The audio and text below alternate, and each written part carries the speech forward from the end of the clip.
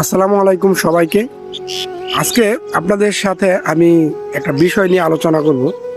যদি এই সমস্ত বিষয় নিয়ে আমি কখনোই আলোচনা করি নাই বা এই সমস্ত টপিক নিয়ে আমি কখনো কথাও বলি না, আমি আসলে এই সমস্ত ঘটনাগুলো আমার ব্রেনে আমি যে খুব রাখি তাও না, তবে বিনোদন একদম দেখি না তাও না। তো বিনোদন দেখতে গিয়ে একটা জিনিস আমি কিছুদিন যাবৎ লক্ষ্য করতেছি যে আমাদের পার্শ্ববর্তী দেশ কলকাতা, পশ্চিমবঙ্গ হিসেবে যেটা আমরা চিনে থাকি, তো ওই দেশের বিনোদনের চলচ্চিত্রের অবস্থা আমরা জানি। ওনারা কখনোই ওনাদের অবস্থান আমাদের বাংলাদেশের চাইতে ভালো করতে পারে নাই।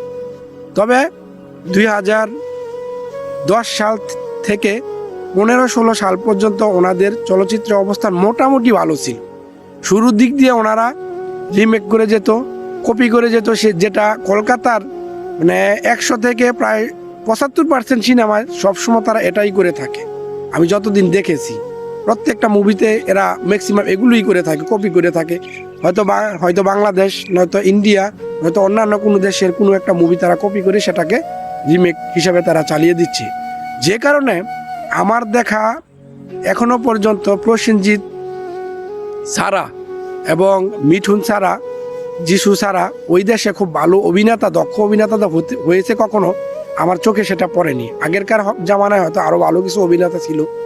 এই প্রজন্মে দেব বলেন, জিৎ বলেন, অঙ্কুশ বলেন, আর অন্যান্য হিরো যাদেরকে নিয়ে কলকাতাবাসী এখন বর্তমানে বোমা ফাটাচ্ছে, তাদের অভিনয় দেখে আমি কি বলবো, কখনোই কোনো বাংলাদেশ বলেন, কলকাতা বলেন, কোনো মানুষই তাদেরকে নিয়ে কখনোই ওইভাবে জাগ্রতভাবে তাদেরকে নিয়ে যে হই হুল্লোড় করেছে আমি সেটা কখনো দেখিনি।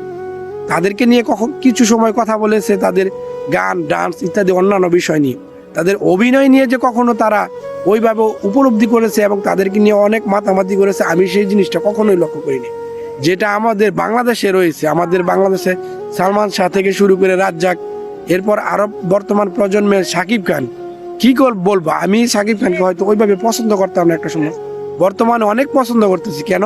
ওনার কাজের দ্বারা, উনি যেই পরিমাণ ডেডিকেটেড কাজের প্রতি, উনি যেই পরিমাণ কাজ করে থাকেন, ওনাকে বর্তমানে মেগাস্টার হিসাবে উপাধি দিয়েছে। ওনার মেগাস্টার পাওয়ার যোগ্যতা আছে, কারণ উনি এক একটা ছবিতে এক একটা আঙ্গিতে উনি প্রেজেন্টেশন দিয়ে থাকেন, এক একটা ছবিতে উনি এক একটা অভিনয় নিয়ে উনি পারদর্শী হিসাবে আগমন করে থাকেন। বর্তমানে কলকাতায় নাকি মেগাস্টার তৈরি হয়েছে, কাকে? দেব। আরে ভাই, ওনার হয়তো একটা সময় গানের অনেক জনপ্রিয়তা ছিল, কিন্তু অভিনয় দিয়ে কখনো জনপ্রিয়তা অর্জন করতে পেরেছে, পারদর্শী অভিনেতা উনি হয়েছে, আমার কখনো জানা নেই ভাই। কোনো মানুষের মাঝে আমি ওই ধরনের কথাবার্তা কখনো শুনি নাই। উনি নাকি এখন বর্তমানে মেগা স্টার। কি বলবো ভাই, ওনাদের যে সিনেমার যে ক্যাটাগরি আর যে অভিনয়, এটা আমাদের বাংলাদেশের সিয়াম অনেক আগেই শেষ করে ফেলেছে। আর শাকিব খানের সাথে তুলনা, আসলে এগুলো হাস্যকর কথা ছাড়া আর কিছুই না। শাকিব খান, ওনার অভিনয়ের ক্যারেক্টার আপনি কখনো ভাবতেই পারবেন না উনি যে কি করে। আপনি প্রিয়তমার সাথে, বর্তমান প্রজন্মের সিনেমাগুলির সাথে কথা বলেন, প্রিয়তমাতে ওনার যেই লুকটা, ওনার যে অভিনয়, এরপরে যদি আমি আপনার সাথে তুফানের কথা বলি, আপনি কি বলবেন ভাই? তুফানের সাথে প্রিয়তমার কোনো মিল আছে? অথচ ক্যারেক্টার ওয়াইজ উনি ওনার নিজেকে তৈরি করেন।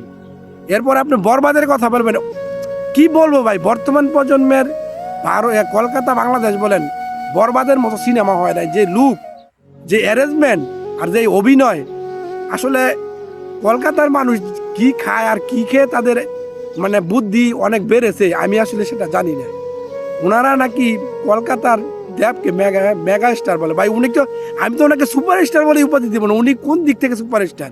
আর ভাই ওনার ছবির সংখ্যা এখনো মনে হয় 50 হয়নি। আর যিনি মেগা স্টার উপাধি পেয়েছেন শাকিব খান, ওনার সিনেমার সংখ্যা 250-র উপরে। মেগা স্টার শুধু কয়েকটা ছবি দিয়ে করা যায় না, মেগা স্টার করতে হলে ছবিরও সংখ্যা লাগে। কারণ ছবি যখন আপনি অনেক করবেন, তখন আপনার নিজেকে অভিনেতা হিসেবে আপনি তৈরি করতে পারবেন। আপনার যদি 40টা 30টা সিনেমা করে আপনি নিজেকে মেগা স্টার উপাধি দিতে পারবেন না, কারণ ওই লেভেলে আপনার যেতেই পারবেন না। আপনার যেতে হলেও একটা টাইম লাগে। মেগা স্টার শুধু মুখের কথা না। আর আপনাকে কেউ সিনেমায় ট্যাগ লাগিয়ে দিলে আপনি মেগা স্টার হতে পারবেন না। আপনার মেগা স্টার হতে হলে আপনার জনগণের মুখে সেটা তৈরি করতে হবে। শাকিব খান কিন্তু কোনো সিনেমায় উপাধি মেগা স্টার পায় নাই, উনি মানুষের কাছ থেকে মেগা স্টার উপাধি পেয়েছেন, কারণ উনি সেটার যোগ্য। উনি প্রত্যেকটা সিনেমায় ওনার নিজেকে যেভাবে উপস্থাপন করেন, আর ওনার অভিনয়ের যে ডেডিকেট, ওনার অভিনয়ের যে ভার্সেটাইল অভিনেতা বলে বুঝেন, ভার্সেটাইল অভিনেতা উনি, সে কারণে ওনাকে মেগা স্টার বলা যায়। সুতরাং মেগা স্টার কাকে বলে সেটা আগে আপনাকে বুঝতে হবে। যাকে তাকে মেগা স্টার বানিয়ে দেশকে অনেক উপরে নিয়ে যেতে পারবেন, এটা শুধু আপনারা মুখে মুখে পারবেন, সত্যিকার অর্থে সেটা কখনো বাস্তবে আপনারা কখনো সত্যিকার অর্থে সেটা দেখতেই পারবেন না।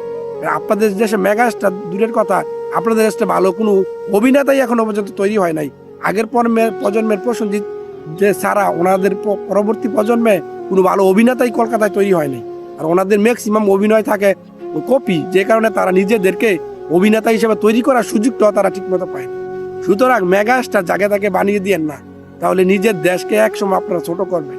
মেগা স্টার বানাতে হলে শাকিব খানের মতো পারদর্শী অভিনেতা আগে নিজেকে তৈরি করতে হবে, যখন মানুষ তাকে দেখে মেগা স্টার বলবে। সুতরাং মেগা হিংসা করে নিজেদের কাউকে মেগা স্টার বানিয়ে দিবেন, সেটা মুখে মুখে পারবেন, কাজে কর্মে কখনো প্রমাণ দিতে পারবেন। ভালো থাকবেন সবাই।